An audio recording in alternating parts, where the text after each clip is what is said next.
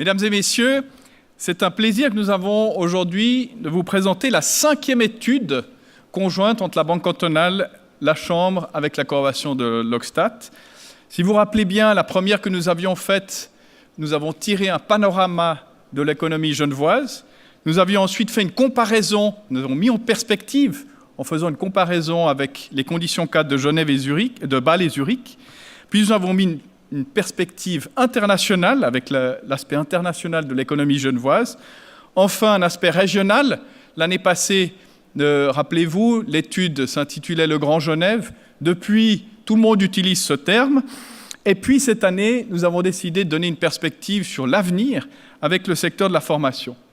Alors, Genève, un pôle de formation tourné vers l'économie. Merci Philippe.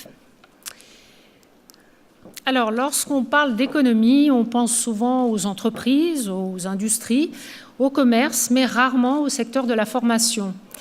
Pourtant, il représente un poids non négligeable en Suisse et en particulier à Genève.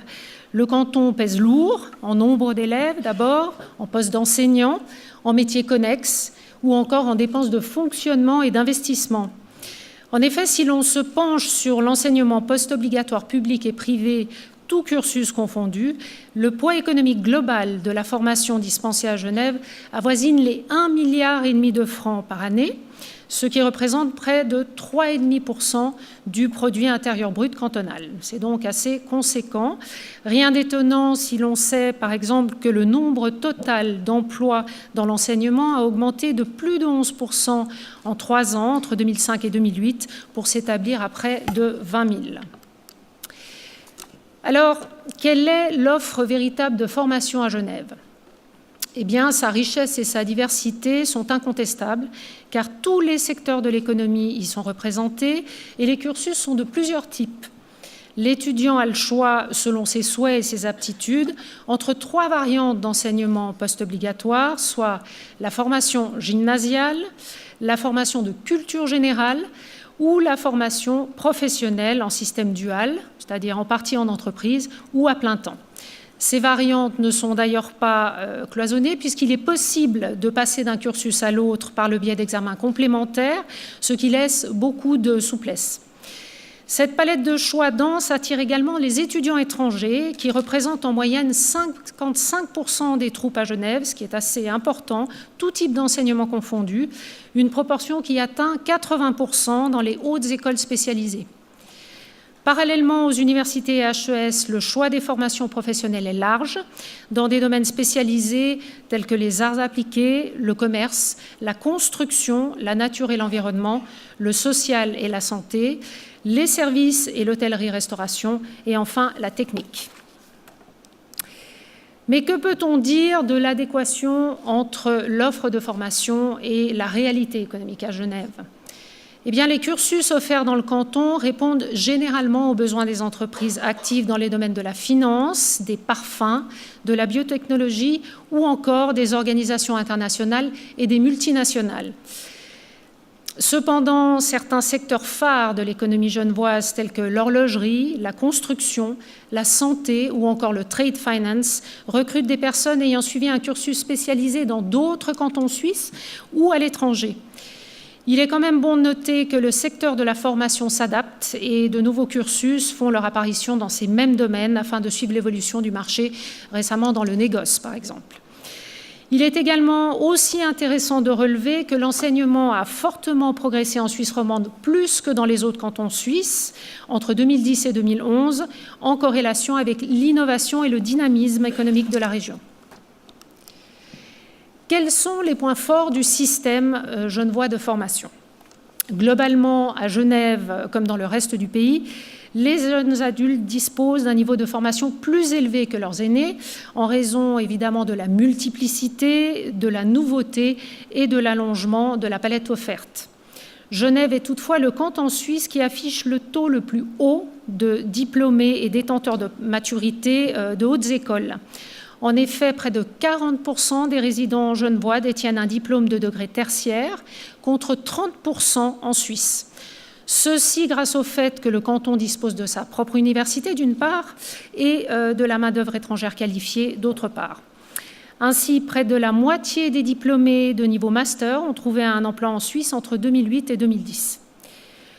Outre son choix étayé de formation professionnelle, un des points forts du système genevois réside dans l'offre de formation tertiaire unique à l'échelle régionale et attractive au-delà des frontières cantonales, dispensée dans les HES, les hautes écoles spécialisées.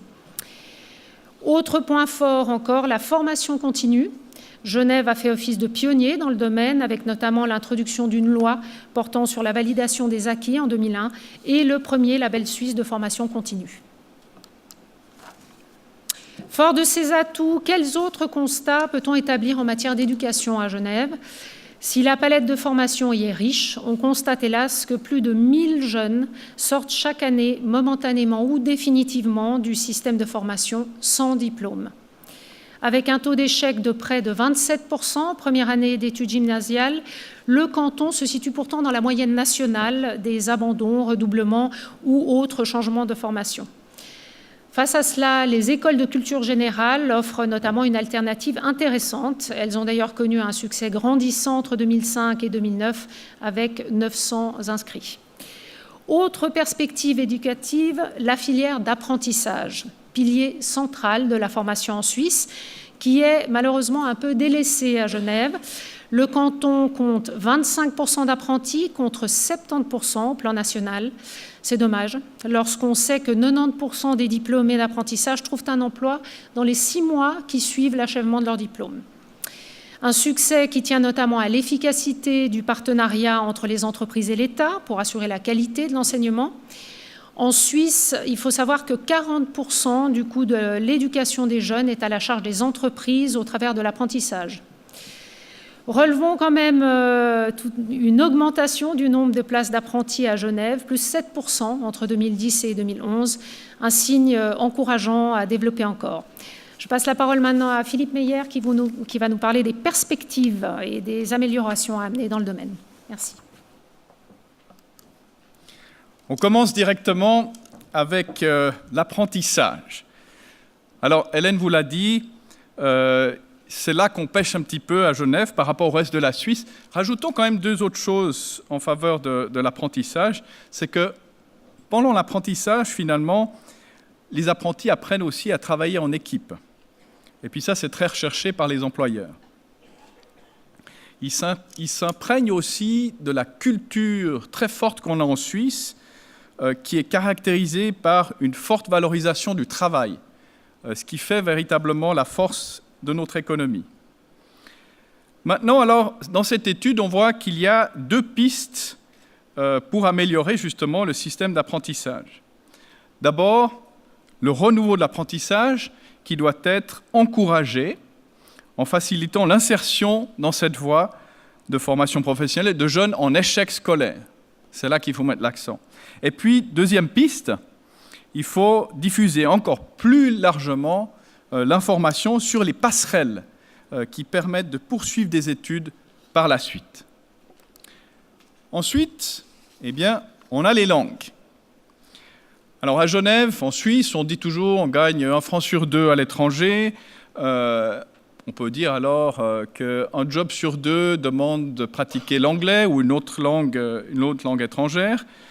Dans un canton où les organisations internationales, mais particulièrement les multinationales, représentent une part importante du nombre d'emplois qui sont offerts aux jeunes, n'en déplaise à certains élus de gauche, accéder à une formation bilingue au niveau CFC, HES ou universitaire est crucial. Sinon, il se peut bien qu'une part importante du marché du travail local, finalement, se ferme à des jeunes qui n'ont soit pas la chance d'avoir une famille, de vivre dans une famille plurilingue, soit qui n'ont pas les moyens de se payer des séjours à l'étranger. Alors, dans l'étude, on relève 3 pistes d'amélioration. La première, c'est mettre l'accent sur la maîtrise des langues étrangères à tous les niveaux du système de formation genevois.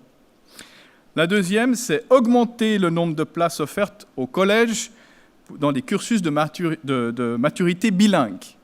Aujourd'hui, il n'y en a que 2, il y en a un sur chaque rive, c'est beaucoup trop peu, et il faut les augmenter. Troisième point, c'est les échanges scolaires. de longue durée pendant les études secondaires qui doivent être fortement favorisées. Dans le même ordre d'idées, au niveau international, au HES ou à l'université, les étudiants devraient être beaucoup plus incités à mieux utiliser les possibilités de formation dans des hautes écoles étrangères, avec des validations de crédit, bien sûr, au retour. Et d'ailleurs, c'est le rôle des directions d'université ou d'HES de négocier le plus grand nombre possible de ces accords de validation réciproque de cursus avec des hautes écoles étrangères. Ensuite, nous avons la formation continue, les nouvelles formations. Alors, il y a un contexte d'abord. Le contexte, c'est la pénurie programmée en Suisse de personnel qualifié. On voit dans un autre contexte que les parcours professionnels de chacun deviennent de plus en plus individualisés. On voit qu'un actif sur deux en Suisse, mais également à Genève, pour ce fait-là, la statistique genevoise est la même que celle pour la Suisse, pour une fois, un actif sur deux exerce un autre métier que celui pour lequel il a été formé. Et puis si on prend les jeunes de 25 ans par exemple, on voit que la proportion elle est encore plus nette, elle est de 2 tiers. 2 tiers des jeunes de 25 ans aujourd'hui font autre chose que ce à quoi leur préparait leur formation. Alors, 3 pistes sont proposées dans l'étude.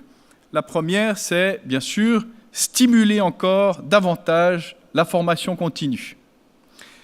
La deuxième, favoriser en collaboration avec les organisations professionnelles la création de nouvelles filières, de nouvelles formations adaptées aux besoins des secteurs économiques. Et là, on peut prendre un exemple dont on a passablement parlé, c'est la création conjointe par le GTSA et l'Université de Genève d'une maîtrise universitaire en négoce international. Le troisième point, par contre, c'est plus d'informations sur la formation continue, les formations continues qui sont disponibles ou sur les passerelles entre CFC, maturité professionnelle et formation tertiaire qui sont accessibles. Et cette information, elle est vraiment cruciale. À ce propos-là, on peut mentionner la Cité des métiers de formation, qui a d'ailleurs lieu en ce moment dans le même bâtiment et qui contribue fortement à cette information-là et qui est une excellente initiative. Toujours dans le même ordre d'idées, et comme on l'a déjà dit, la pénurie programmée de professionnels qualifiés, notamment dans les métiers techniques. Alors là, l'étude propose une piste, c'est d'ouvrir de nouvelles formations duales de niveau supérieur entre les HES ou l'université et les entreprises à temps partiel.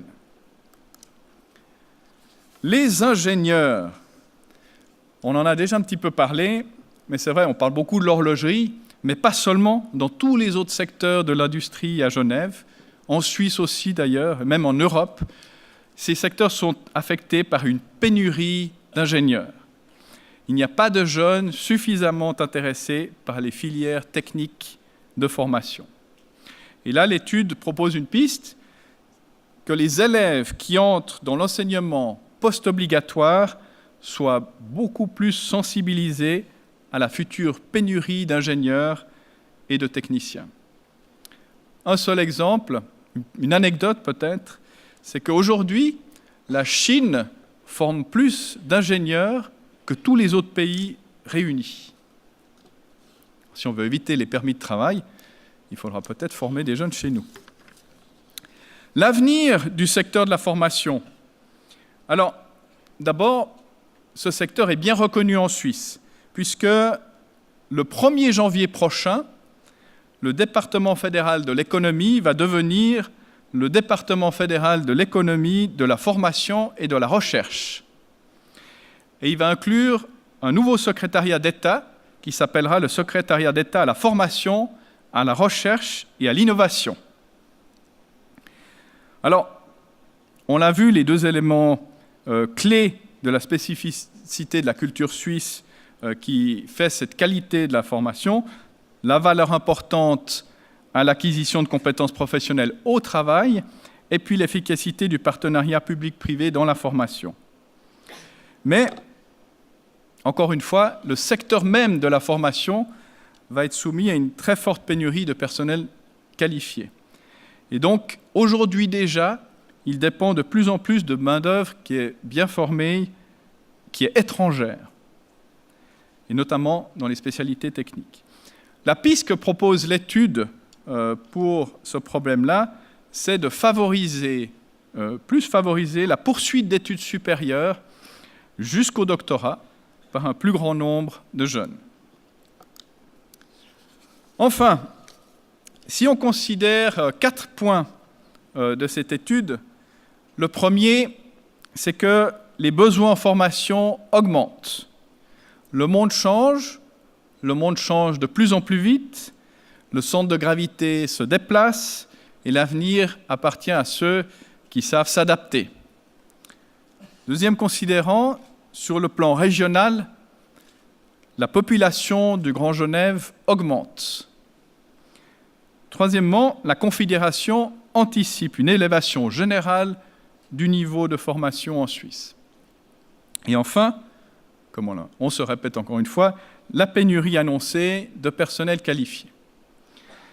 Donc, si vous cherchez un créneau porteur, si vous cherchez un secteur d'avenir, eh bien, nous ne pouvons que vous inciter à créer votre école, à ouvrir votre propre école, et là, vous avez un avenir prometteur assuré.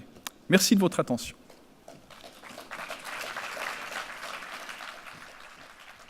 Voilà, merci à Philippe Meyer et à Hélène de Vos-Valence pour ces présentations d'études. Je précise que vous allez tous recevoir le document, la publication, dans les jours qui viennent. Nous allons maintenant passer à la table ronde et j'aimerais vous présenter les personnes qui vont y participer. D'abord, Madame Samira Marquis, qui est directrice du département des ressources humaines dans la manufacture horlogère de Vacheron-Constantin. Bienvenue, chère Madame. À sa droite, Monsieur François Abbé de Carroux, directeur général de la HSSO Genève. Et puis à gauche de Madame Marquis, Monsieur Jean-Bernard Rondeau, secrétaire général du groupement Sfrère, mais également président de la Chambre de commerce, d'industrie et des services de Genève. Et enfin, Monsieur Christophe Riva, directeur de Swiss Learning. Je vais leur donner la parole pendant 1 à 2 minutes maximum pour première réaction. Ils ont déjà reçu l'étude il y a quelques jours, donc ils ont pu la parcourir, au minimum la parcourir, j'espère qu'ils l'ont lue. Et puis ensuite, on passera au jeu des questions-réponses. Alors, Madame Samira Marquis, je vous donne la parole pour un premier commentaire. Merci. Merci beaucoup. Je vous rassure, je l'ai lu, votre étude, qui était très intéressante au demeurant. Donc, tout d'abord, merci aux organisateurs, à la Chambre de commerce et d'industrie de Genève, ainsi qu'à la Banque cantonale, pour cette invitation et pour l'organisation de ce séminaire économique sur un thème qui nous tient particulièrement à cœur dans l'horlogerie et particulièrement dans une entreprise formatrice telle que Vacheron-Constantin. En effet, aujourd'hui, chez Vacheron, nous formons 14 apprentis horlogers, 11 apprentis opérateurs en horlogerie et également un apprenti sertisseur, bijoutier sertisseur. Et nous projetons d'augmenter ce nombre et quasiment le doubler d'ici à 2016-2017. J'aimerais également remercier les autorités ainsi que tous les acteurs des écoles professionnelles, des HES, pour tous les efforts en matière de formation et pour le soutien que vous apportez à l'industrie et au secteur horloger en particulier. Nous avons la chance à Genève d'avoir une école d'horlogerie qui forme aussi bien à temps plein qu'en formation duale avec les entreprises, les futurs horlogers, les futurs opérateurs, entre autres, parce qu'ils offrent aussi bien d'autres secteurs de formation technique. À quelques kilomètres de là, sur le canton voisin, l'école technique de la vallée de Joux fait de même. Nous savons que le secteur horloger et l'industrie du luxe en général se portent bien, en partie grâce à nos amis chinois aujourd'hui. Demain, ça sera peut-être d'autres gens. Et nos besoins en main-d'œuvre qualifiée vont en grandissant. La mise en commun des efforts et des moyens entre les institutions pourrait peut-être nous permettre l'ouverture de classes supplémentaires pour répondre aux besoins dans notre segment, mais aussi pour permettre à des jeunes d'accéder à une formation professionnelle au monde du travail. J'aimerais également rebondir dans l'étude sur l'apprentissage des langues qui serait à renforcer également dans les écoles professionnelles, parce qu'aujourd'hui, nous avons de grands besoins également en service après-vente à l'étranger, puisque nous nous organisons de plus en plus dans les groupes horlogers en plateforme de réparation, et nous avons besoin d'horlogers qui peuvent non seulement réparer, mais qui ont une maîtrise des langues, au moins l'anglais, pour pouvoir voyager ou travailler pendant 1 année, 2 ans, et également connaître une expérience de mobilité à l'international. Dans l'horlogerie, nous avons aussi des secteurs très pointus qui voient une pénurie de compétences, comme l'étude a pu le montrer, et de collaborateurs qualifiés. Je veux parler des secteurs tels que les méthodes industrielles, l'assurance qualité, la construction de mouvements, les secteurs d'ingénierie comme par exemple le supply chain, la logistique, les matériaux. Nous devons souvent nous tourner vers l'étranger et également aller chercher ces compétences au-delà de nos frontières genevoises.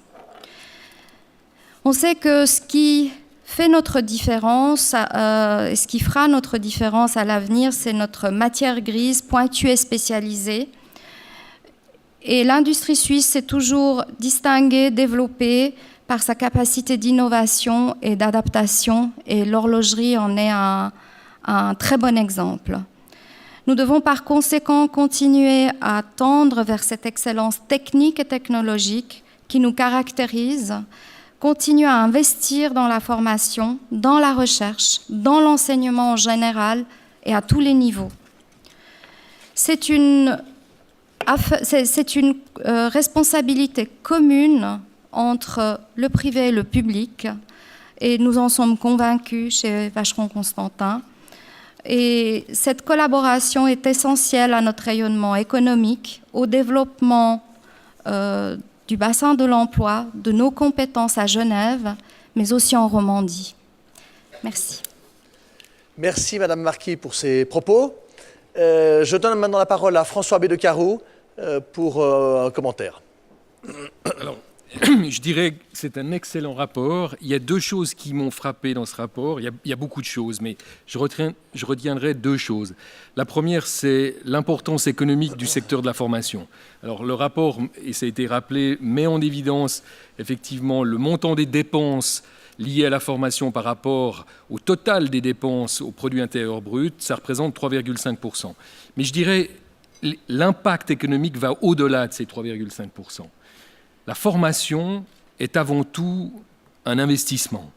Un investissement, et en fait, ce n'est pas une dépense courante, c'est un investissement sur l'avenir, c'est de la formation de capital humain, et on sait qu'en Suisse, on a un système de formation parmi les meilleurs au monde, et on a aussi un taux de chômage parmi les plus bas du monde. Je pense qu'il y a un lien évident à faire entre notre système de formation et le taux de chômage, et en ce sens, la formation devrait être comptabilisée, et c'est M. Frey qui peut-être me contredira pas, non pas comme une dépense courante, mais plutôt comme un investissement. La deuxième chose qui m'a marqué dans votre rapport, c'est l'étendue des choix qui s'offrent à un jeune aujourd'hui. En ce sens, on a, par rapport à une quinzaine d'années auparavant, on a un changement qui est fondamental. et qui est due notamment à l'arrivée des HES dans le paysage des hautes écoles. L'arrivée des HES dans le paysage des hautes écoles a considérablement augmenté le degré de liberté d'un jeune. Si on définit la liberté comme l'ensemble des possibles qui s'offrent à un jeune à un moment donné, et en particulier à la fin de la scolarité obligatoire, eh bien cet ensemble des possibles s'est considérablement accru. Il y a 14 ans, au moment de la naissance des HES, avant la naissance des HES, le discours dominant, et particulièrement à Genève, c'était « faites ta maturité gymnasiale pour accéder effectivement à l'université ». C'était le discours dominant, et tout autre choix, en quelque sorte, n'était pas un choix, mais était un choix de second ordre, c'est-à-dire ne pouvons pas aller au gymnase, on se rabattait sur d'autres formations. Aujourd'hui, c'est plus du tout le cas, c'est plus du tout le même discours, parce qu'à la fin de la scolarité obligatoire s'offrent des véritables choix, et chacun de ces choix peuvent mener, si le jeune en a les compétences, et s'il en a l'envie, bien évidemment, aux hautes écoles, aux HES, à l'université. Et aujourd'hui, les passerelles qui existent entre les HES et l'université, c'est effectivement une réalité. Et en ce sens, c'est un degré de liberté énorme qui s'est ouvert. C'est une réforme fondamentale qu'on peut comparer en termes de... C'est presque une révolution dans le paysage des hautes écoles, en ce sens que ça crée cet espace de liberté qui est comparable en termes de réforme à, je le comparais à l'école obligatoire. Donc voilà les deux éléments extrêmement forts, et c'est en lien, évidemment, avec le taux de CFC qui est, on l'a vu dans l'étude, relativement faible à Genève par rapport à la Suisse. Et en ce sens, les HES ont considérablement valorisé la formation professionnelle, valorisé les CFC, puisqu'au terme de ce CFC, il y a la maturité professionnelle et, pourquoi pas, effectivement des études de niveau tertiaire A. Merci. Je donne la parole maintenant à M. Cliva pour un premier commentaire. Oui. Alors, j'ai reçu cette étude juste avant de partir en Asie il y a 2 semaines. Alors, ça a été mon livre de chevet pendant 2 semaines. Et je suis arrivé en rentrant à plusieurs réflexions. Tout d'abord, il faut bien réaliser que l'éducation, ça devient une industrie. Dans le monde des écoles privées, il y a un grand intérêt de la part de fonds d'investissement pour racheter des écoles, ceci afin de développer leur rendement et d'avoir un peu une base en Suisse. Parce que le SwissMed de l'éducation existe, mais malheureusement, il est actuellement sous-utilisé. Je m'explique.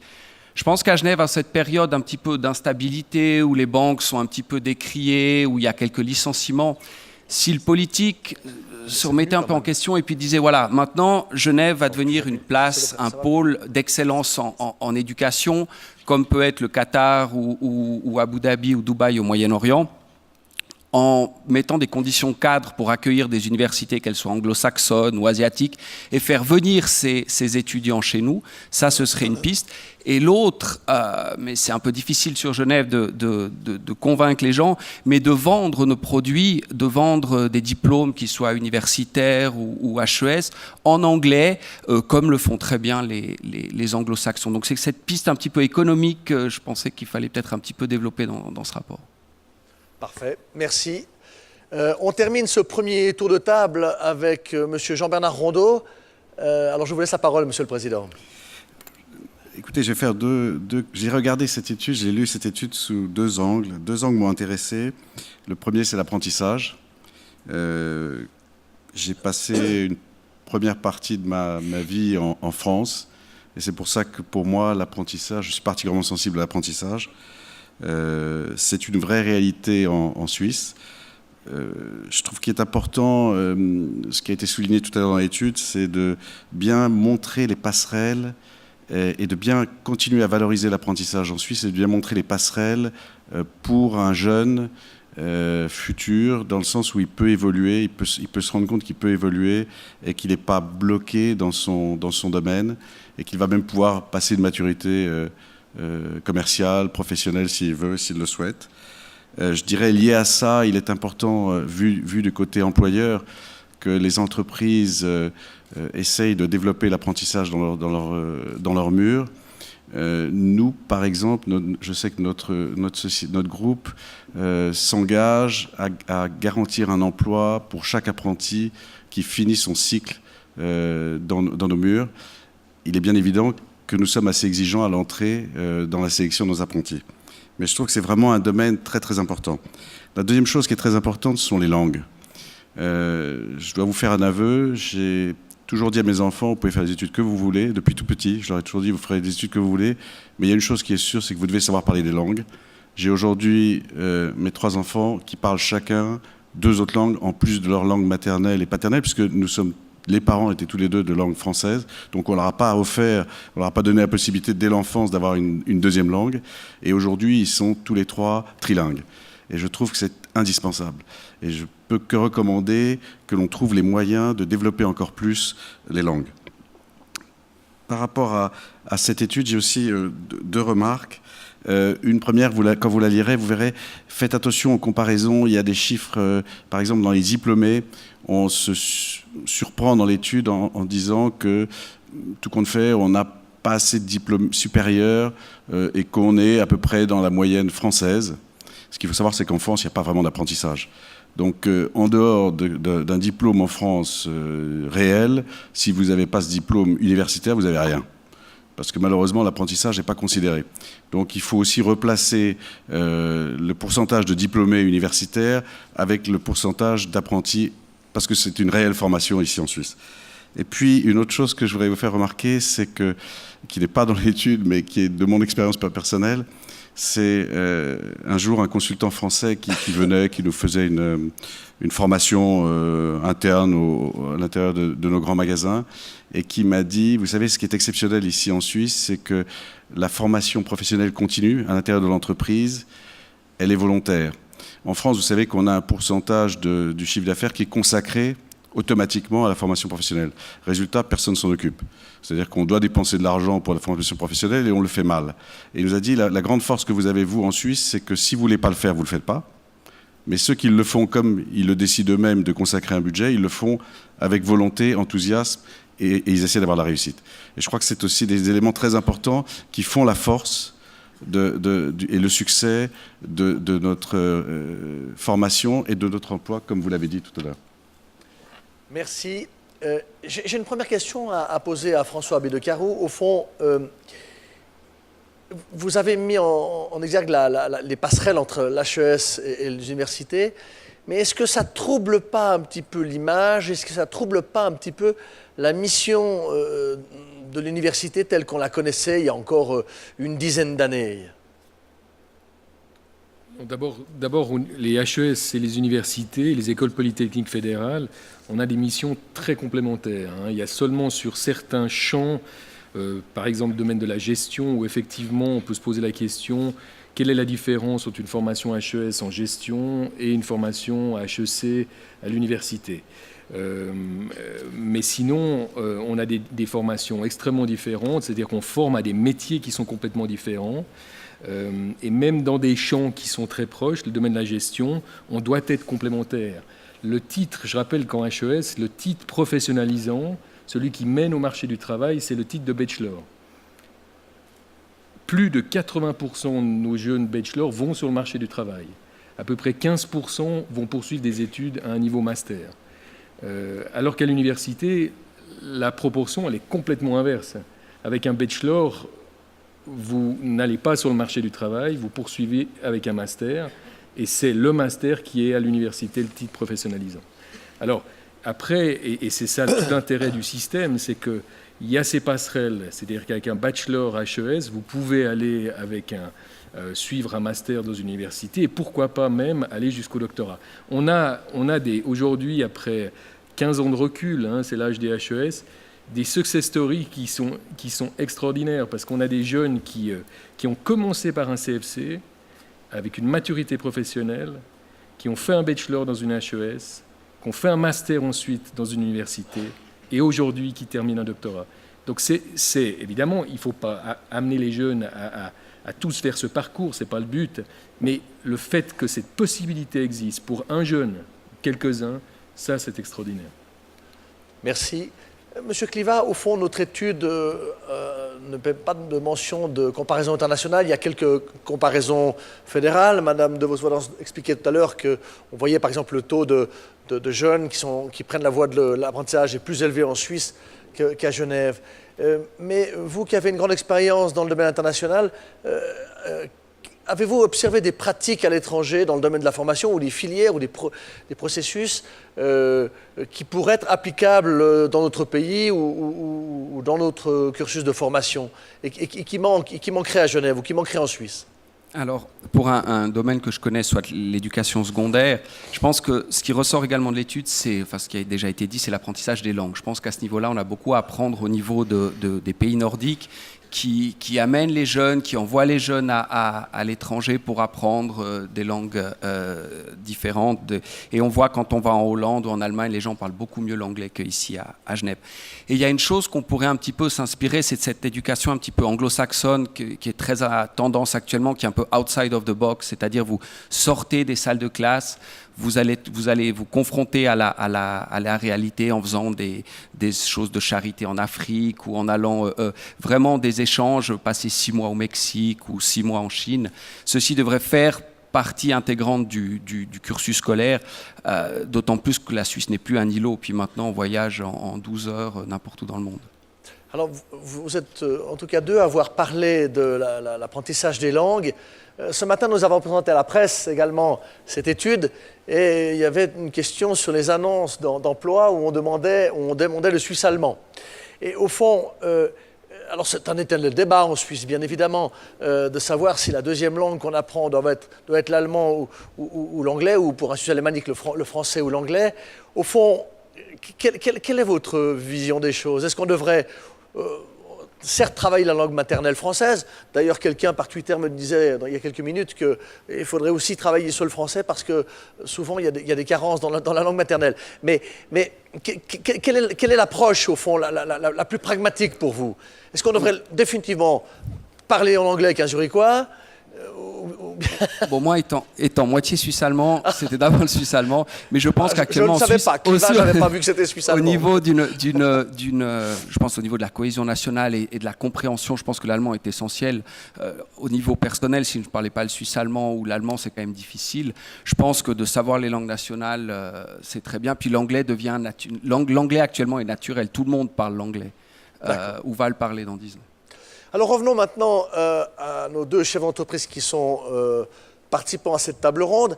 Madame Marquet, vous avez parlé pour la formation dans le domaine de l'horlogerie de collaboration entre le public et le privé. La question est toute simple. Êtes-vous satisfaite de cette collaboration? Je suppose que vous allez me répondre en partie, vous l'êtes, mais qu'est-ce qu'on pourrait améliorer? On voit que la demande en formation horlogère est très importante. Il y a des impulsions qui viennent à l'intérieur de vos entreprises. Mais est-ce que cette collaboration, elle vous satisfait? Qu'est-ce qu'on pourrait faire encore pour la rendre plus performante? Je ne peux pas vous dire qu'elle ne me satisfait pas parce que je vais avoir des problèmes avec l'école d'horlogerie, donc j'y tiens pas. Non, c'est pas vrai. On a une excellente collaboration et pas uniquement au niveau de la formation de nos apprentis. C'est vrai que l'horlogerie est une industrie qui a été cyclique. On peut aussi comprendre peut-être la prudence ou une certaine conservatisme dans le fait de dire ok, on ouvre des classes, mais qu'est-ce qui se passe si vos commandes baissent et qu'est-ce qu'on fait de ces jeunes? Je pense que quand on prend un engagement, et je pense que les entreprises horlogères tiennent, en tout cas pour les grandes maisons, leurs engagements au niveau de la formation professionnelle, oui, la collaboration est bonne, elle peut être encore meilleure si on tient compte peut-être des besoins spécifiques des employeurs. Il y a peut-être des branches sur lesquelles on pourrait être moins exigeant, d'autres sur lesquelles nous devrions l'être davantage. Il y a peut-être des branches que nous pourrions introduire de façon supplémentaire et revoir le contenu. Mais c'est tout un travail qui a été entamé par la convention patronale, qui est en cours, qui est en route. Et en tout cas de part et d'autre, il y a une volonté d'avancer, de s'améliorer. L'école professionnelle est une chose, mais je dirais que peut-être là où nous avons davantage besoin de soutien, c'est par rapport au HES. C'est vrai qu'il y a tout un panel de formations offertes et nous recrutons également des jeunes ingénieurs qui sortent des HES genevoises, mais on pourrait aller plus loin. Il y a peut-être des segments qu'on peut développer ensemble, tels celles que j'ai citées auparavant. Donc on a tout peut-être des choses à faire ensemble dans le futur. Justement, Monsieur Abé-Decaro, vous avez parlé, vous avez dit qu'au fond, les coûts de formation devaient être quasiment plus être considérés comme des coûts d'investissement que des coûts, les frais généraux, des coûts de production.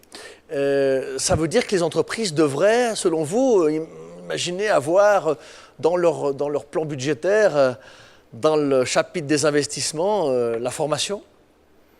Soyez plus précis sur cette question-là. Non, mais bien sûr que les entreprises, dans leur budget, elles ont effectivement des dépenses qu'elles consacrent à la formation de leur personnel. Puis c'est extrêmement important.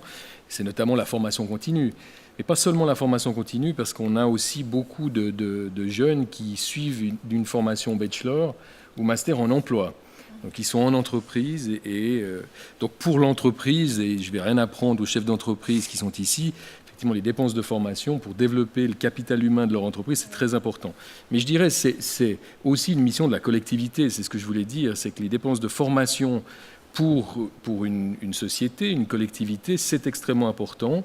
On a un système où la formation est financée en grande partie par les pouvoirs publics. Et ce que je veux dire, c'est qu'effectivement, en période de difficultés budgétaires, ces dépenses-là, elles ne devraient pas être touchées parce qu'effectivement, c'est des dépenses comme un investissement. C'est des dépenses qui ont des effets sur le long terme, sur le moyen et long terme, sur l'avenir.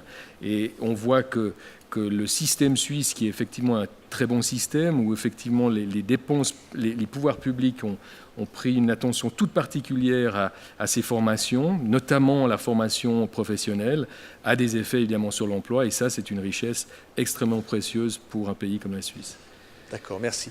Monsieur Rondeau, votre entreprise est active sur l'ensemble du territoire. On a vu dans l'étude que le taux de pénétration de l'apprentissage était plus fort sur l'ensemble du pays qu'à Genève.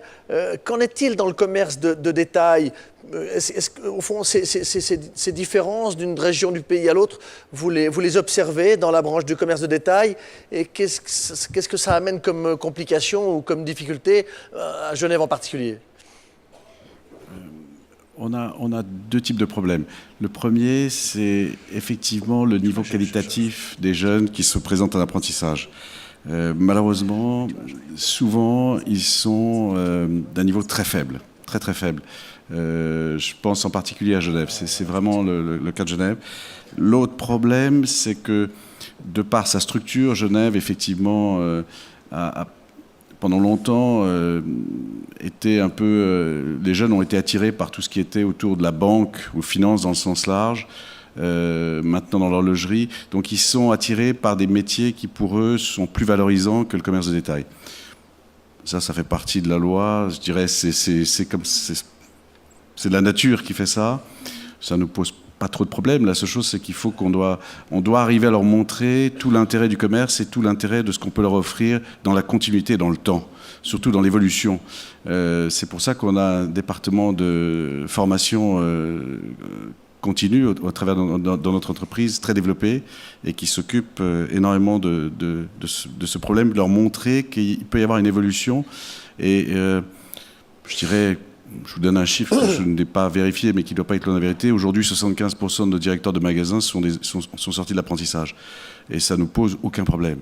La plupart de nos acheteurs à la centrale à Bâle sont aussi sortis de l'apprentissage ou des choses comme ça. C'est vraiment pas un métier, en tout cas notre métier demande plus d'engagement personnel, d'imagination et de créativité et d'enthousiasme que de vraies compétences au départ. Voilà. Merci. Monsieur Kliva, Genève est une ville internationale, tant par les organisations qui ont leur siège, mais également par son industrie d'exportation. Genève est également une ville d'éducation. On a de grandes personnalités qui ont passé par Genève ou qui sont genevoises comme Piaget. Qu'est-ce qu'il faudrait au fond pour que cette ville ou ce canton devienne un centre d'excellence mondiale en matière de formation? Concrètement, qu'est-ce qu'on devrait prendre comme disposition pour arriver à cet objectif-là?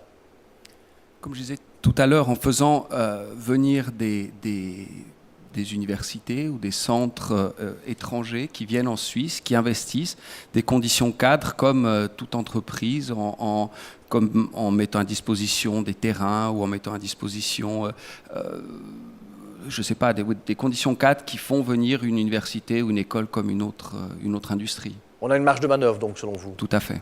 D'accord, merci. Voilà, alors là il y a trois solutions. Soit je ne suis pas doué avec Twitter, ça tout le monde le sait déjà, en tout cas ceux qui me connaissent.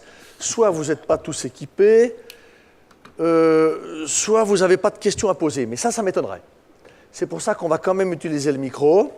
Alors, est-ce que quelqu'un aurait une question à poser qui n'est pas équipé de Twitter ou dont je n'ai pas réussi à lire la question sur mon écran? Madame, il y a un micro, je crois, ici. Voilà, madame qui lève le bras ici. Merci de dire juste votre entreprise ou le secteur d'activité dans lequel vous êtes actif et à qui s'adresse la question. Alors, à l'ensemble des personnes, surtout aux personnes qui sont dans le management. Je gère un centre de formation, on va dire, avec qui je travaille avec les entreprises. Et justement, j'ai l'impression que dans cette étude manque, j'aurais bien voulu savoir le pouvoir économique justement de nos centres de formation, à savoir toutes ces entreprises qui font ce qu'on appelle la formation un peu parallèle, la formation one-shot, management, communication relationnelle via le comportemental, négociation, gestion du stress, de plus en plus demandé d'ailleurs malheureusement, puis les cours de langue qui sont un peu plus récurrents, mais donc tout ça c'est une économie on va dire un peu parallèle à la formation officielle et certifiante. Est-ce que vous avez une idée justement de ce poids économique sur Genève? Qui veut répondre à la question? François? J'ai pas une idée, je peux pas vous donner un chiffre, mais je sais qu'effectivement, à Genève en particulier, mais dans la Suisse romande, il y a énormément de centres de formation qui sont sur le créneau de la formation continue en particulier, c'est très bien ainsi. Ça veut dire qu'effectivement, les entreprises, qu'elles soient privées comme publiques, ont une demande, parce que sinon elles ne seraient pas là. Donc il y a une demande importante de la part des entreprises, elles-mêmes conscientes de l'importance de ce capital humain à former en permanence, etc. Et je trouve très bien, je ne peux pas vous donner un chiffre sur l'importance, mais quand on voit effectivement les centres de formation avec les annonces dans la presse et les parcours aussi, quand on reçoit les candidatures dans les écoles, notamment HES, on voit aussi les parcours précédents des différents candidats et candidates, et on voit que c'est des jeunes qui ont pas seulement un CFC en poche ou une maturité professionnelle, maturité spécialisée ou maturité gymnasiale, mais elles ont d'autres parcours avec des formations qu'elles ont acquises dans d'autres offertes par d'autres prestataires. Je ne peux pas non plus vous répondre sur l'aspect chiffré, mais ce que je peux vous dire, effectivement, cette formation continue est extrêmement importante pour un employeur. Il n'y a pas de notion de rivalité ou de concurrence par rapport aux écoles professionnelles ou HES. C'est vraiment, nous, en tant qu'employeurs, nous avons la responsabilité de l'employabilité également de nos collaborateurs et de toujours maintenir leur niveau d'expertise, ne pas les laisser se faire dépasser, leur offrir la possibilité de se développer professionnellement, mais aussi se développer personnellement. Donc cet accompagnement, lorsqu'on peut se le permettre, lorsque vous êtes dans un segment qui peut investir, eh bien, c'est essentiel pour le développement de l'entreprise, pour le développement des collaborateurs et aussi pour garantir des résultats et de la performance. Donc on a besoin de formation continue, dans tous les secteurs d'ailleurs. Est-ce que vous voulez compléter, M. Kliva? Non, c'est bon. Je salue l'arrivée de M. Schalberg, conseiller d'État en charge du département de l'action publique, de la culture et du sport. Monsieur le conseiller d'État, on va poursuivre peut-être un petit peu la discussion, le temps de vous laisser vous imbiber du thème, et puis ensuite on vous donnera la parole pour un commentaire qu'on vous a demandé sur cette étude. Alors je crois qu'il y a un monsieur qui a une question là-bas. Oui, bonjour. Je dirige un centre de formation dans le domaine bancaire et on est très souvent sollicité pour former des gens à l'étranger, des gens qui viennent de l'étranger. Notamment, actuellement, il y a des groupes de plus de 50 Mexicains qui vont à Fribourg actuellement parce qu'ils ne peuvent pas suivre la formation à Genève uniquement pour des questions de logement. Alors, c'est bien de vouloir transformer Genève en centre de formation internationale. Encore faudrait-il qu'on puisse les accueillir.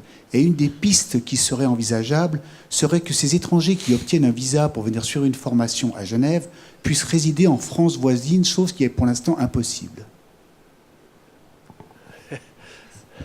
La question est hautement politique. Hein. On ne va pas laisser beaucoup plus de temps à M. Baird de s'imbiber du sujet et on va tout de suite lui donner la parole pour répondre à cette question. Monsieur le conseiller d'État, vous avez bien compris la question.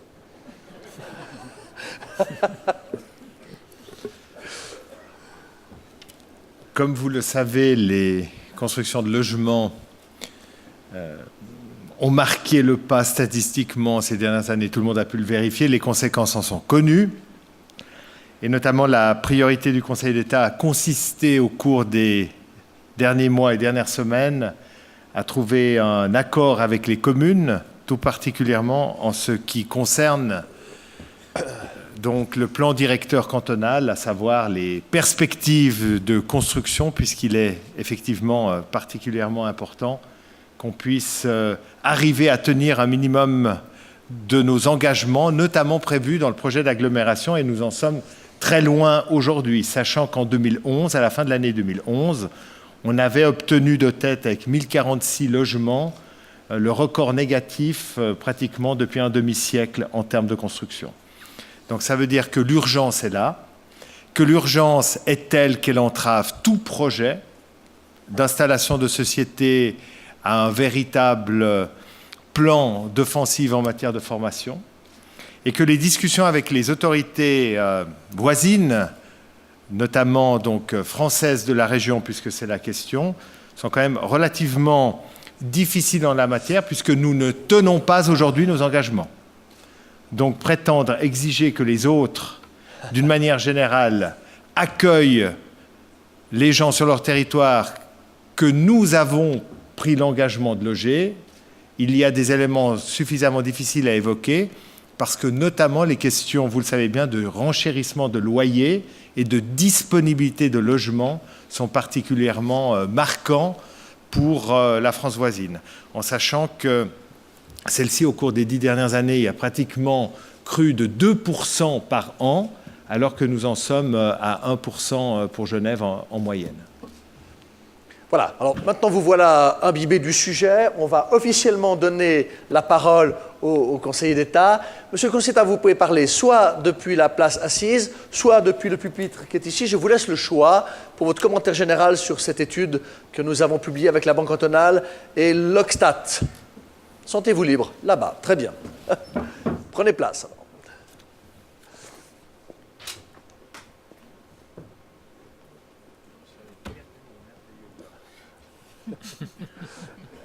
Voilà, merci.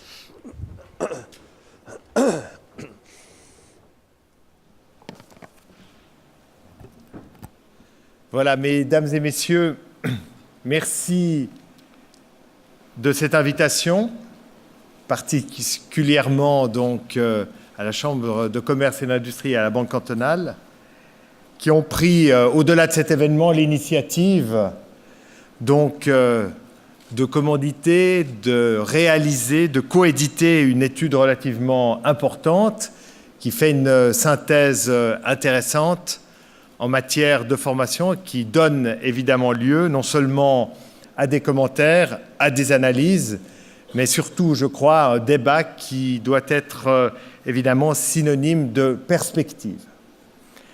Permettez-moi d'abord, en tout premier lieu, de faire un premier commentaire qui n'est pas directement lié à l'étude elle-même, mais qui a trait bel et bien, finalement, au thème, au cœur du sujet, à savoir la question de l'économie et la question de la formation.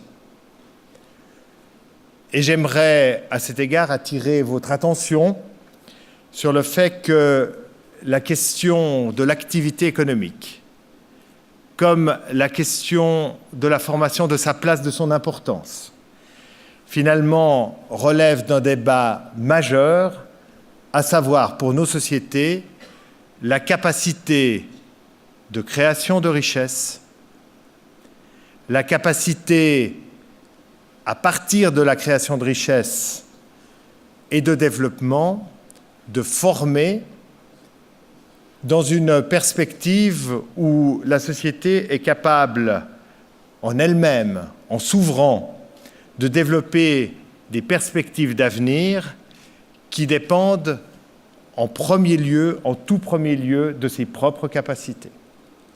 En d'autres termes, c'est un plaidoyer socialo-libéral ou libéralo-socialiste que je tiens à vous tenir.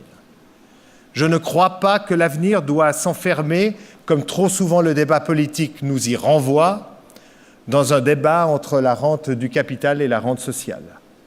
Une société qui est condamnée à s'entre-déchirer pour savoir s'il vaut mieux, à certains égards, indexer les rentes sociales ou mieux défendre les richesses accumulées, est une société qui regarde derrière elle au lieu de regarder devant, à savoir dans ses propres capacités, encore une fois, à développer de l'activité, à la rentabiliser, à investir dans l'avenir pour que celle-ci soit porteuse, peut-être pas dans un temps immédiat, mais au lendemain ou au surlendemain, et d'être capable à partir de là d'en tirer un certain nombre de leçons et notamment de préparation de la suite qui s'appelle système de formation. Donc je salue le bien fondé de cette étude qui est au cœur du sujet pour nous à Genève, dans la mesure où la Genève internationale, qui est un élément de richesse, de prospérité pour nous, pour notre pays, pour notre région, mais tout particulièrement pour notre canton, se trouve aujourd'hui discutée du point de vue de sa place. Nul besoin de faire directement allusion au fonds vert et au fait qu'il ne se développera pas à partir de la Genève internationale, mais bien à partir de Songdo, en Corée du Sud. Et j'aimerais dire que, par-delà même la Genève internationale, aujourd'hui se trouve discutée la question de notre place financière, comme la question également de l'accueil par le statut fiscal d'entreprises multinationales. Et j'aimerais dire que ces trois éléments qui forment pratiquement le cœur de notre prospérité aujourd'hui, d'une manière ou d'une autre, se trouvent très directement interrogés. En fonction de pressions, souvent internationales, qui peuvent traduire ici ou là l'isolement de la Suisse, mais tel n'est pas mon propos, mais qui a en tous les cas un certain nombre de conséquences très directement sur notre canton et notre prospérité. Et j'estime qu'à partir de là, la question fondamentale de notre activité, de sa diversité, de l'importance du soutien à ces secteurs, bien évidemment, doit être plus que jamais posée, et notamment nous devons être capables, à partir de là, d'interroger notre système de formation. C'est ce que fait l'étude et ce que je tiens à saluer.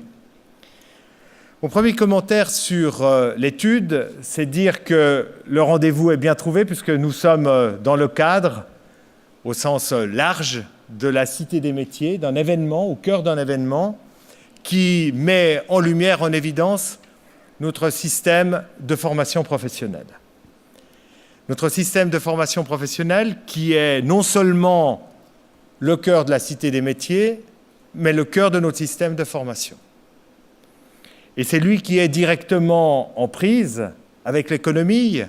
C'est là où, quelque part, le génie helvétique s'est imposé, dans la durée, dans la performance, dans la capacité d'évoluer, dans la capacité également de forger des liens au-delà des différents camps, si vous me permettez l'expression, en étant capable notamment de faire en sorte que régulièrement, année après année, décennie après décennie, syndicats et patronat aient pu s'entendre autour de son importance. Et j'aimerais évidemment dire combien cela est précieux pour notre pays et notre canton. Et nous le savons, tout un certain nombre d'évolutions ont marqué l'apprentissage au cours de ces dernières années. J'aimerais relever le fait que nous sortons de 10 ans de travail pour redonner de l'importance à la formation professionnelle.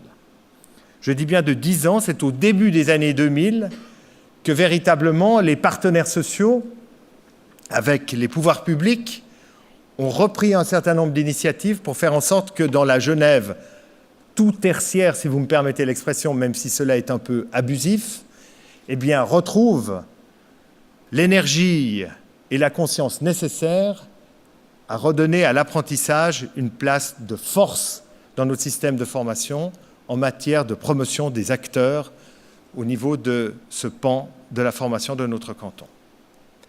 Et le résultat est aujourd'hui évidemment mesurable. Il s'agit de la 4e cité des métiers, du genre, qui a donné en 2008, cela est relevé dans l'étude, une cité pérenne, si vous me permettez l'expression, une cité des métiers qui accueille, après année, eh bien, pratiquement chaque fois 25 000 visiteurs, ce qui est important. Une cité des métiers comme celle-là, c'est 70 000 visiteurs, c'est dire un chiffre particulièrement important parce qu'il situe, je crois, assez très clairement l'engouement pour une telle démarche de formation. Mesdames et messieurs, je parlais de l'apprentissage comme centre de cette cité des métiers et de notre système de formation. Permettez-moi quelques chiffres. Quelques chiffres d'abord pour relever le fait que nous avons aujourd'hui dans notre canton pratiquement 9 000 apprentis. 5 000 dans le dual, 4 000 en système plein temps, c'est donc 9 000 au total. À cette rentrée, c'est-à-dire la dernière, en septembre 2012, nous avons signé plus de 2000 nouveaux contrats d'apprentissage. À la dernière fête de l'apprentissage, nous avons remis pratiquement plus de 2000 titres d'apprentissage. C'est donc un chiffre important, record, qui montre que les engagements qui ont été dessinés au début des années 2000 portent leurs fruits et montrent leur très grande vivacité. J'aimerais relever au passage qu'il y a 4000 entreprises formatrices. 2000 formateurs et formatrices dans les entreprises dans notre canton. J'aimerais évoquer évidemment le nombre d'enseignants autour. J'aimerais évidemment évoquer le nombre d'experts d'apprentissage, plus de 2200. Le nombre de commissaires d'apprentissage, plus de 500, qui démontrent la très grande force de ce système.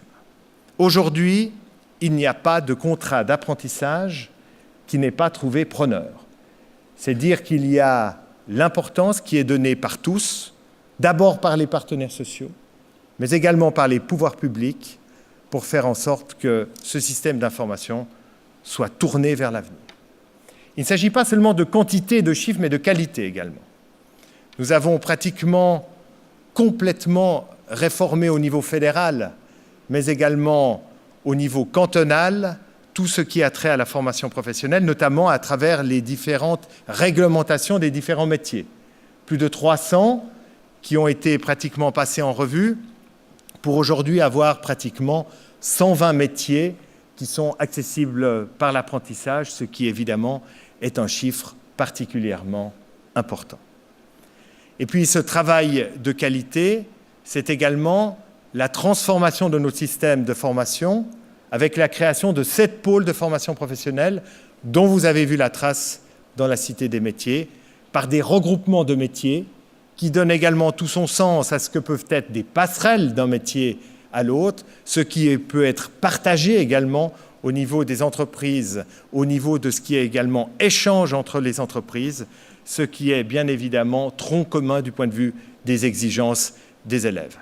Et je pense que cette transformation qui a accompagné donc la prise ou la reprise d'importance en termes de chiffres de l'apprentissage est là pour démontrer l'intérêt des pouvoirs publics par rapport à la formation professionnelle.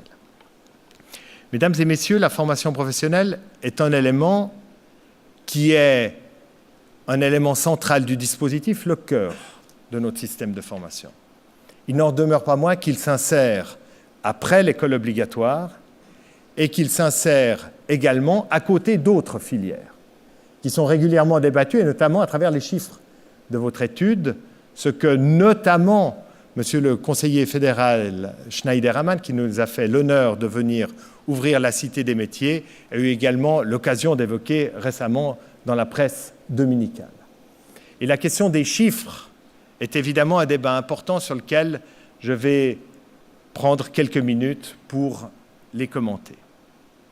D'abord pour mettre en évidence le fait que nous avons d'abord pour premier objectif de faire en sorte que les élèves, après 3 ans de cycle d'orientation, soient bien orientés. Que 3 ans de cycle d'orientation veuille bien dire orientation et ne veut pas dire simplement accompagnement à la fin de l'école obligatoire et débrouillez-vous ensuite. Trop souvent, l'ancien fonctionnement du cycle d'orientation nous a renvoyés à ce type de réalité. Et je salue le fait qu'avec les partenaires sociaux, mais avec nombre de partis politiques transgressant pour la formation les aspects gauche-droite aient su se rassembler pour donner, à travers le nouveau projet de cycle d'orientation, une part prépondérante pour l'orientation, une part prépondérante pour faire en sorte qu'à la sortie de ces 3 ans d'orientation, les élèves, du point de vue de leurs résultats, aient des choix plus ou moins importants, mais des choix clairs du point de vue de leurs débouchés. Il n'est pas question de pouvoir accepter plus longtemps, et c'est là où l'entreprise de ce nouveau cycle est déterminante, que tant d'élèves quittent le système de formation sans savoir exactement où aller, gonflant momentanément des dispositifs de transition sans véritable avenir, puisque pratiquement la moitié y échouait quant à la préparation de la suite de leur scolarité, sans véritable préparation non plus d'entrer dans le monde professionnel par l'apprentissage. Nous sommes très directement donc concernés par l'orientation à la sortie de l'école obligatoire, dont la question du contenu au-delà de l'orientation est fondamentale. Comment faire en sorte que les élèves parlent d'orientation, comment ils doivent s'intéresser à leur avenir, pas seulement en venant de temps en temps à la Cité des métiers, mais également aient à cœur, déjà dans le système de l'école obligatoire, de se confronter à la préparation de leur avenir. C'est le grand pari de la scolarité obligatoire et particulièrement de la dernière étape constituée par le cycle d'orientation. Nous estimons, et je ne prendrai évidemment qu'une minute pour le dire, que tout le dispositif, notamment d'harmonisation scolaire, a été et est essentiel pour parvenir à ce pari, parce qu'il ne s'agit pas seulement de faire 3 bonnes années de cycle d'orientation, il s'agit de renforcer la scolarité obligatoire, et je salue le fait que le peuple genevois ait suivi l'ensemble de ses autorités en acceptant un retour des élèves pour une 9e demi-journée d'école pour les élèves d'école primaire du cycle moyen dès 2014. C'est un élément fondamental qui doit renforcer les savoirs et les compétences des élèves pour ensuite faire leur choix à l'entrée de la formation post-obligatoire. Mesdames et messieurs, c'est donc un choix à la sortie de l'école obligatoire qui s'ouvre aux élèves. Ce choix, il se situe entre collège, école de culture générale et formation professionnelle.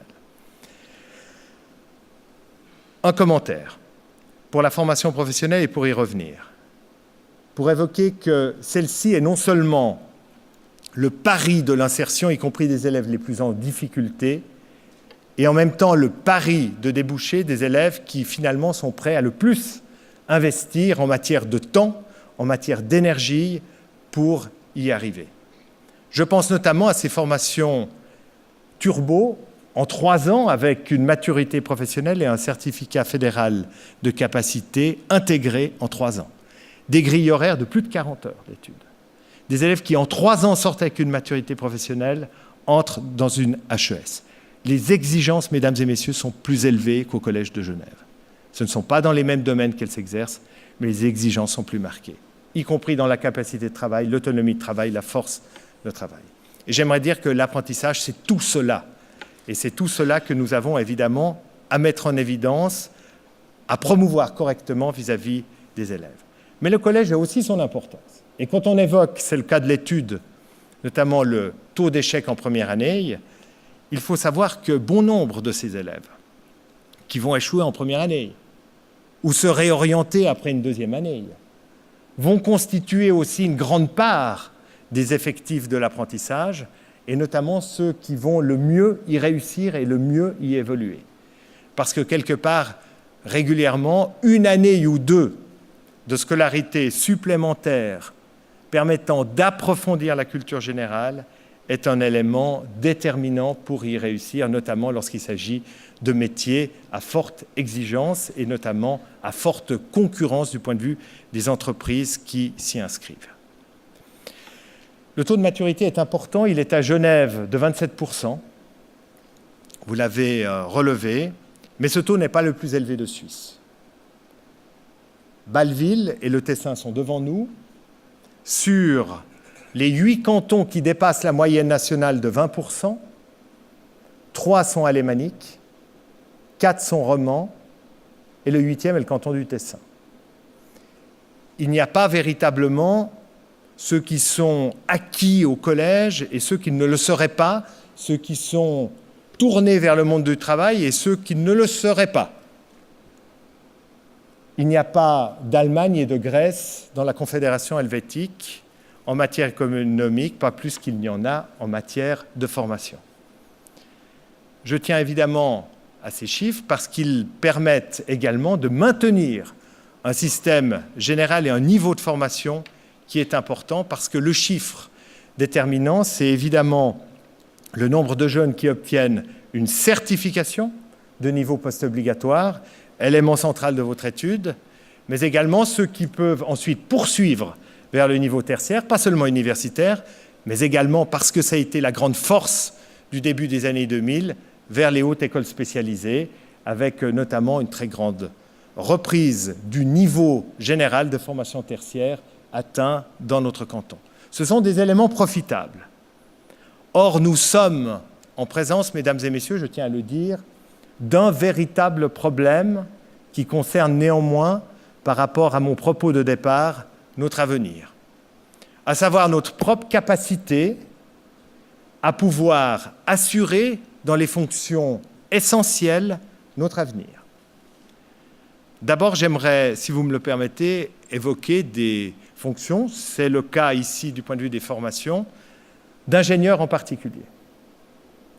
Aujourd'hui, nous avons une pénurie d'ici 2030 prévue en matière d'ingénieurs dans notre pays qui dépasse les 25 000. Ce chiffre a été tiré, analysé avant même que ne sorte l'initiative du Conseil fédéral, le plan de sortie du nucléaire. C'est dire que les besoins sont cruciaux en matière d'ingénierie. En matière de soins, sujet sur lequel vous tablez aussi beaucoup dans votre étude, à juste titre, nous montre le manque d'infirmières, mais également le manque de médecins, le manque d'énergie, et particulièrement dans les secteurs les moins rémunérés de la santé. Et il en va de même du point de vue des infirmières, et pas seulement des médecins. Aujourd'hui, il est plus difficile d'engager une infirmière pour les soins de gériatrie que pour les soins en pédiatrie.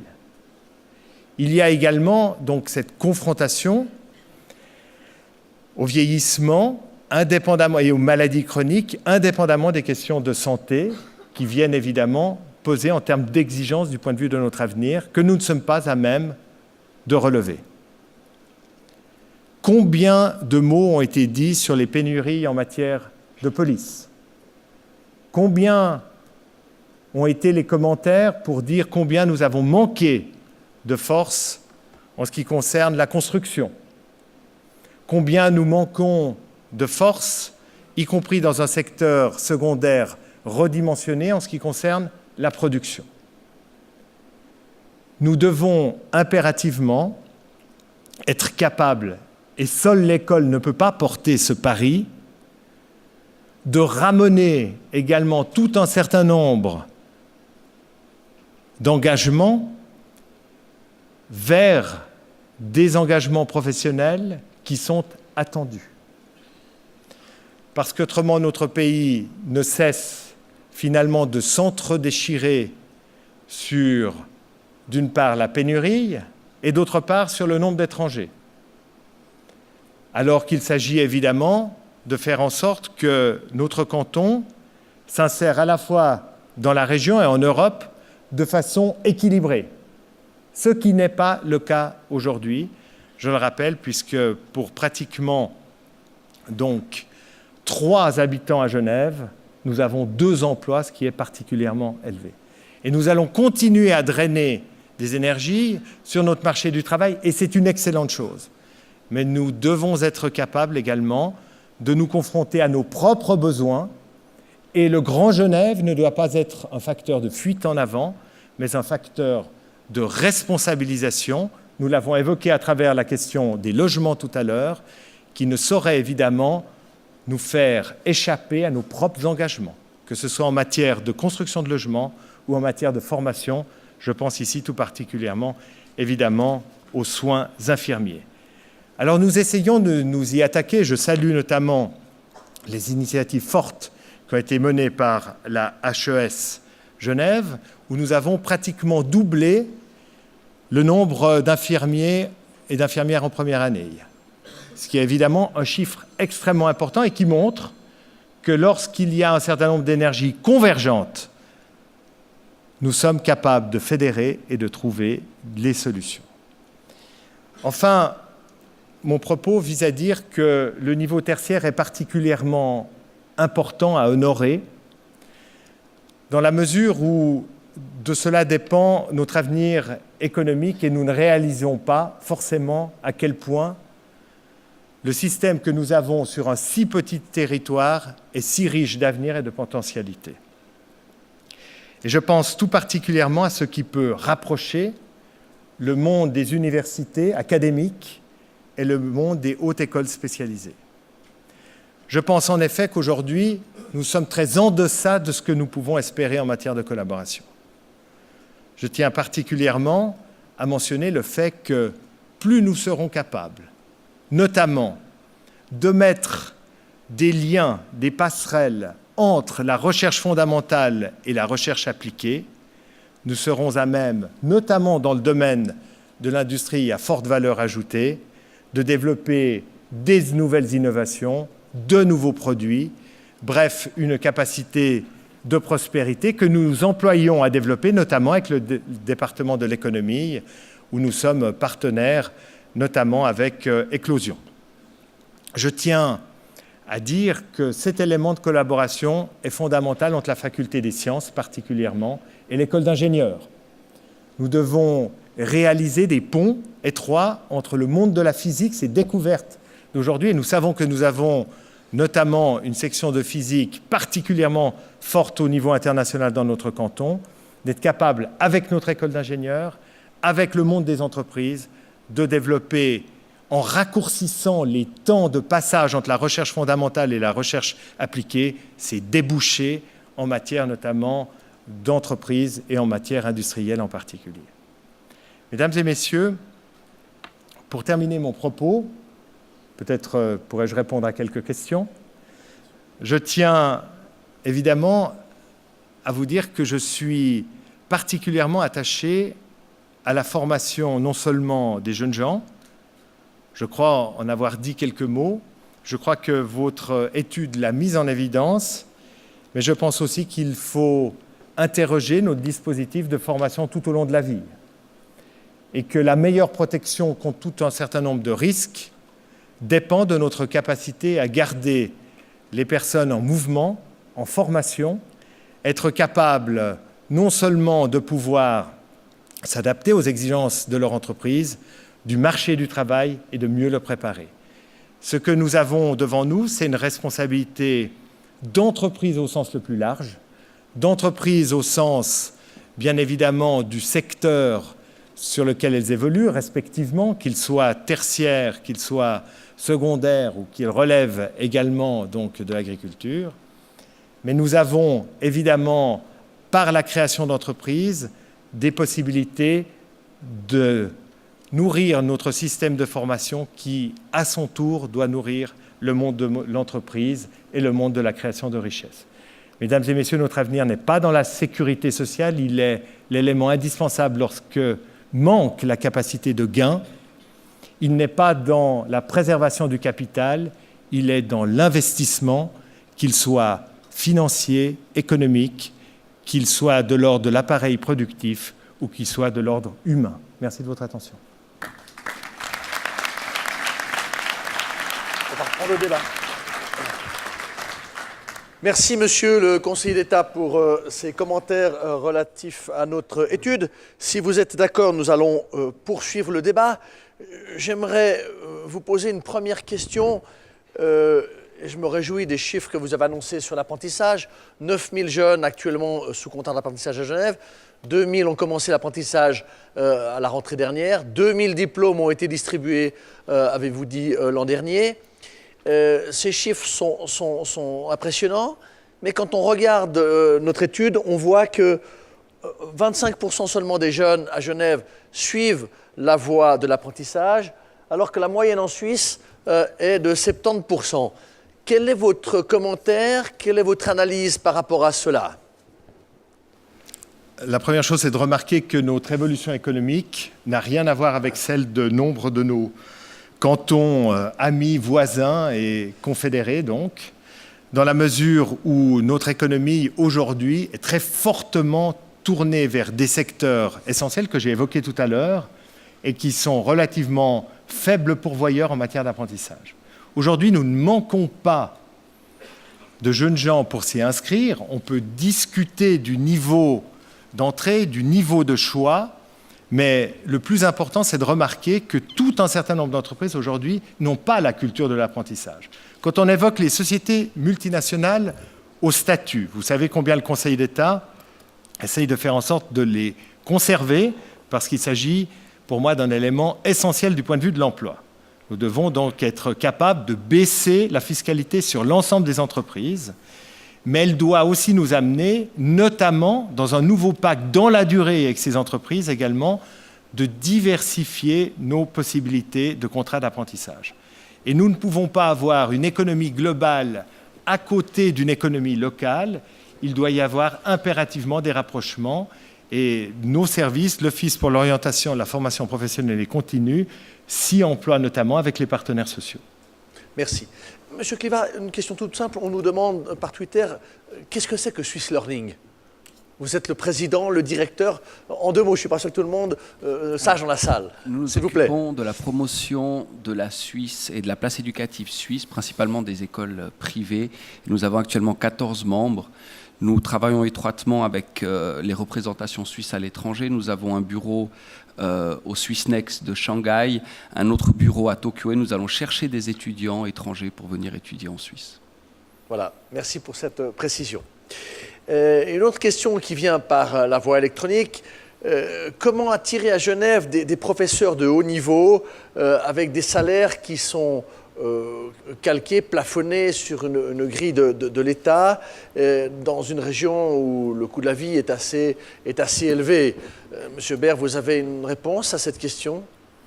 Oui, déjà parce qu'elle est concrète. Nous avons modifié notamment la loi sur l'université en 2007, de manière à permettre une plus grande autonomie de l'université, notamment une capacité d'adapter sa rémunération des enseignants en fonction des différents secteurs et des différentes possibilités d'attractivité vis-à-vis de professeurs éminents. C'est également le cas du point de vue des rachats de la partie évidemment importante de leur caisse de retraite. Encore, je ne suis pas sûr que ce soit la source séjour la plus attractive étant donné les débats de l'heure, mais que je n'ai pas envie de commenter pour l'heure. Donc j'ai envie de dire que si on se calme un peu sur les retraites et on construit un peu de logement, on aura répondu à votre question. Très bien, merci. Et puis vous avez mentionné le Conseil fédéral Schneider-Hammann qui était l'autre jour à l'inauguration de la Cité des métiers. Il a eu une déclaration qui a fait couler beaucoup d'encre l'autre jour par rapport à l'apprentissage, le taux de chômage, etc., etc. Et il y a une question intéressante qui nous est également posée par la voie électronique. Est-ce qu'il y a un lien entre le taux de chômage et le nombre d'universitaires ou de gens qui font des études de haut niveau? Selon vous, la question pourrait aussi être posée à M. Abbé de Carroux. Pour moi, la question, elle n'est pas étayée de chiffres au départ, parce que je tiens à dire que d'abord comme syndicaliste, puis comme conseiller d'État, j'ai suivi 15 études sur le chômage à Genève pour connaître ses spécificités. Il y en a eu 15. Pas une n'a mis en avant le trop haut taux d'universitaires. C'est la première remarque. Deuxième remarque, j'ai demandé à M. Schneider-Hammann quels étaient les chiffres, respectivement les analyses ou les études sur lesquelles c'était basé. Je les attends encore. Je regrette, même si je salue le fait que ça a ouvert un débat, et je pense que le débat est toujours salutaire, je regrette qu'on puisse donner des chiffres sans véritablement les étayer ou les situer dans un contexte. J'aurais préféré que nous débattions de cette question lorsque nous étions à l'ISTAL dans le cadre de la conférence des directeurs de l'instruction publique où M. Schneider-Hammann était présent, il était notre invité, ce qui aurait, à mon avis, été préférable du point de vue de l'engagement d'une vraie réflexion qui mérite interrogation, mais sur laquelle aujourd'hui aucun chiffre ne permet de démontrer cette affirmation. Quand nous avons imaginé ce thème avec mes collègues, avec Blake Glutching et ses collègues de la Banque cantonale, nous nous sommes posé la question, y a-t-il adéquation entre l'offre de formation et les besoins des entreprises? Les 2000 apprentis qui sortent avec un CFC en poche, ont-ils tous du travail sur la place genevoise, ou bien est-ce que certains doivent soit poursuivre dans une autre filière, soit ne trouvent pas de travail? Il est difficile de généraliser à partir du contrat d'apprentissage, encore que je vais y revenir tout à l'heure. Ça dépend d'un secteur d'activité économique à l'autre. Je crois qu'un horloger doit choisir plusieurs mois avant sa sortie dans quelle entreprise il ira, s'il ne reste pas dans l'entreprise dans laquelle il est. C'est-à-dire qu'il n'a que le choix, il n'a que l'embarras du choix. Dans un certain nombre de secteurs, notamment bancaires, c'est plus difficile aujourd'hui, même si on y a fait un apprentissage. Donc il est difficile de donner, évidemment, un résumé, j'allais dire, trop synthétique, ou alors, si on veut y revenir, alors il faut mettre en évidence le fait que, de toute manière, les personnes, et ça, nous avons évidemment des études et des chiffres là-dessus, qui ont fait un certificat fédéral de capacité sont les mieux protégés contre le chômage, et pratiquement le temps moyen ne dépasse pas 3 à 6 mois en ce qui concerne le chômage, ce qui est évidemment important et ce qui est marquant dans la vie d'un jeune, mais ce qui n'est pas rédhibitoire du point de vue de la capacité de formation et de développement qu'offre l'apprentissage. Alors, Monsieur François Abbé de Carroux, un peu la même question, cette notion d'adéquation entre l'offre et la demande. Monsieur Baird parlait tout à l'heure de formation dans le domaine des soins infirmiers, et on salue le fait que vous ayez, avec vos collaborateurs, pu renforcer cette branche de formation. Est-ce que les jeunes qui viennent à la HES, dans quelle perspective d'avenir s'intéresse-t-il à telle ou telle filière? Comment se passe l'indication du chemin à suivre que vous leur donnez en fonction du besoin des entreprises? Quels sont à la HES les moyens que vous avez de conseiller les jeunes à suivre telle ou telle branche, parce que là on sait qu'on aura des besoins? Alors d'abord, en HES, les jeunes qui se présentent en HES viennent principalement d'une voie professionnelle. Donc ça veut dire que le choix professionnel, ils l'ont fait déjà en amont. Donc il y a beaucoup de jeunes qui viennent avec un CFC, une maturité professionnelle ou une maturité spécialisée et qui ont fait ce choix en amont. Ceci étant dit, ça a été relevé dans certains secteurs de formation, la santé par exemple, ou les ingénieurs, il n'y a effectivement pas suffisamment de candidates et de candidats qui se présentent à ces formations bachelor d'ingénieurs ou d'infirmiers, d'infirmières. Et là, nous devons faire un travail alors en amont, au cycle d'orientation, au collège, pour sensibiliser à ces métiers. Nous devons faire tout un travail en collaboration avec le poste obligatoire, c'est extrêmement important, et valoriser aussi l'utilité de ces métiers, les débouchés de ces métiers, notamment si on prend par exemple l'exemple des ingénieurs. Aujourd'hui, on a parfois des images un peu grises, parce que c'est l'ingénierie grise qui effectivement reste dans la tête des jeunes. On doit valoriser ces métiers en montrant que ces métiers sont des métiers d'avenir, parce qu'ils permettront de résoudre des problèmes d'avenir, notamment en matière d'énergie, par exemple. Et ça, c'est un travail qu'on doit faire en collaboration avec le poste obligatoire. Et alors, par rapport à cette notion du manque d'ingénieurs, ingénieurs au sens large, dans l'énergie, dans d'autres, quelle réponse vous apportez à cet élément qu'on a ressorti de l'enquête, qui n'est pas un scoop, on le savait déjà, on avait déjà des informations de ce type-là. Quelle est votre réaction ? Disons, donc, d'encourager ces jeunes à venir. Donc, il y a plusieurs pistes de travail. Par exemple, chez les ingénieurs également, on constate qu'il y a insuffisamment de femmes qui choisissent ce métier-là. Donc, on a un travail aussi à faire de ce côté-là. Et puis, de travailler main dans la main avec les entreprises. Et ça, c'est extrêmement important. Dans tout notre processus de formation, on a des dispositifs qui nous rapprochent et qui font qu'on est extrêmement proche des entreprises. Un exemple, une très très grande partie de notre corps professoral, près de 40% de notre corps professoral est composé de ce qu'on appelle de chargés de cours, c'est-à-dire des professionnels qui ont une activité principale en dehors de l'école et qui viennent dispenser leur expertise sur un bout de temps, mais très partiel, à l'école. Et ce sont des gens qui ont les mains dans le cambouis, si vous me passez l'expression, toute la journée dans leur entreprise et qui viennent dispenser leur savoir. Ça nous permet d'avoir cette proximité et de coller aux besoins du marché et puis d'avoir effectivement ces tendances, de percevoir ces tendances de besoins et de corriger le cas échéant. Choisir une profession, ce n'est pas toujours facile, surtout qu'on doit souvent la choisir très jeune. Alors on a dit que, Philippe Meyer l'a dit tout à l'heure, beaucoup de gens changent de voie en cours de carrière. Un participant dans la salle nous dit qu'au fond, les jobs d'été constituent un excellent élément pour découvrir parfois certaines professions ou certains secteurs de l'économie.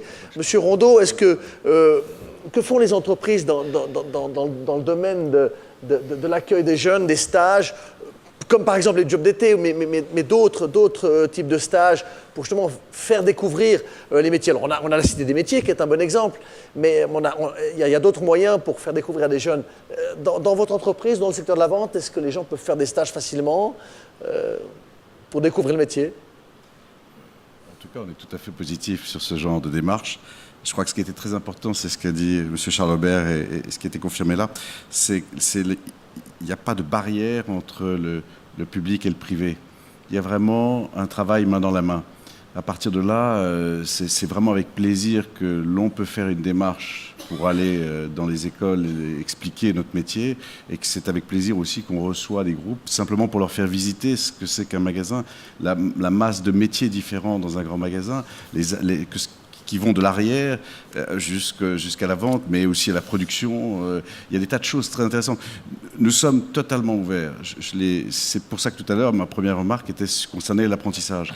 Nous sommes particulièrement sensibles sur la notion d'apprentissage, et vraiment, c'est quelque chose d'indispensable, et c'est une réussite à Genève. Moi, je trouve que c'est une réussite en Suisse et à Genève. Et il faut au contraire le développer. Monsieur Baird.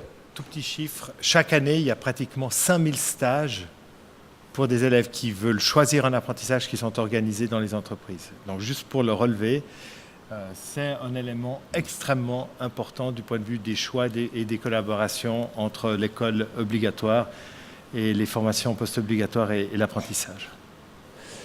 Excusez-moi, je reviens là-dessus parce que c'est exceptionnel. En tout cas à Genève, c'est exceptionnel, cette collaboration entre le public et le privé. Il n'y a vraiment pas de barrière, pas de chasse gardée, et cette ouverture d'esprit, elle est fantastique. C'est une des réussites. Avant de donner la parole à M. Blaise Götzing, le président de la direction générale de notre banque cantonale, j'aimerais vous donner à chacun une minute. Une minute, je vous rappelle que ça fait 60 secondes. Par l'ingénieur François Abédecarou, je vais expliquer ça. Une minute pour un commentaire, une conclusion personnelle, soit de votre secteur, soit par rapport à l'étude. François Abédecarou, vous commencez. Alors on l'a dit, hein, je crois que la formation effectivement doit être tournée vers l'avenir, c'est un investissement. Si je regarde l'avenir très proche, 1er janvier 2013, les HES, les universités, les écoles polytechniques fédérales et les HEP sont sous le même toit, la LEHE. C'est une chance, c'est une opportunité pour les hautes écoles, pour le tertiaire en Suisse. Il y a des risques et il faut effectivement éviter ces risques. Pour les HES, le risque, c'est le risque d'académisation. Il faut veiller en permanence à être proche des terrains professionnels, des entreprises, à délivrer des titres professionnalisants. Nous avons des missions qui sont celles d'une haute école, certes, notamment de la recherche appliquée, mais nous devons avoir en permanence dans la tête de rester proche des entreprises. C'est notre mission. Sinon, on deviendrait de facto des universités de deuxième zone, et ce n'est pas ce que nous voulons. Merci. Monsieur Kliva. Avec tous les voyages que j'effectue à travers le monde, je peux dire que la Suisse est toujours considérée comme modèle, particulièrement cette formation duale. On a la première place au niveau de la compétitivité, et ça, c'est notre système de formation et la relation entre les entreprises et le public. Et je pense qu'avec des conseillers d'État comme M. Schalberg qui ont vraiment les pieds sur terre, je pense que l'avenir de la place éducative genevoise a encore de beaux jours devant elle. Merci. Madame Marquet. Je ne peux qu'abonder dans votre sens, Monsieur Abédecarou, et que tout un chacun vous entende. Effectivement, je pense que l'institution de formation, les universités, les écoles professionnelles,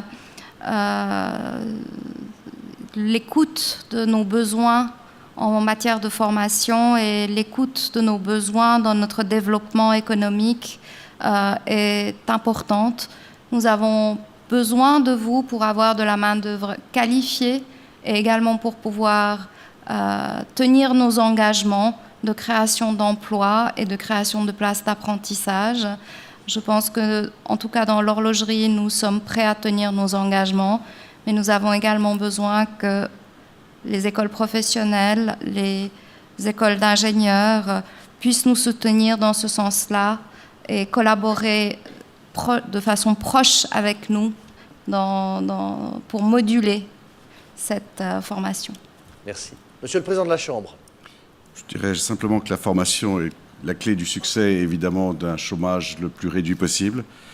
Donc, par là même, absolument maintenir cet esprit partenariat public-privé qui s'est énormément développé ces 10 dernières années et qui est fantastique. Et puis, faire attention à ce genre d'études pour ne pas sanctuariser une filière plutôt qu'une autre. Ce qui est important, c'est de valoriser toutes les filières. Merci. Monsieur le conseiller d'État. Un mot pour dire que notre avenir, il réside dans la capacité d'avoir un nouveau pacte social qui dépende de ce lien justement étroit entre économie et formation. De cela dépend non seulement notre prospérité de demain, le lien social entre nous qui composons une société, et cela doit déboucher sur des liens extrêmement concrets au quotidien que je m'emploie avec mes collègues, avec l'ensemble des autorités, les partenaires sociaux en particulier, à nouer et à entretenir. Et si vous souhaitez prolonger votre réflexion en matière de formation, je ne peux que vous recommander également les publications du service de recherche en éducation, principalement sur les indicateurs de la formation professionnelle, parce qu'ils sont extrêmement précis et fins, de manière à permettre de mettre également en évidence les secteurs dans lesquels il convient d'investir et de travailler pour la formation professionnelle. Merci. Je donne maintenant la parole pour la synthèse et conclusion à M. Blaise Götzing, président de la direction générale de la Banque cantonale. Mais d'abord, par vos applaudissements, merci de remercier nos 5 orateurs.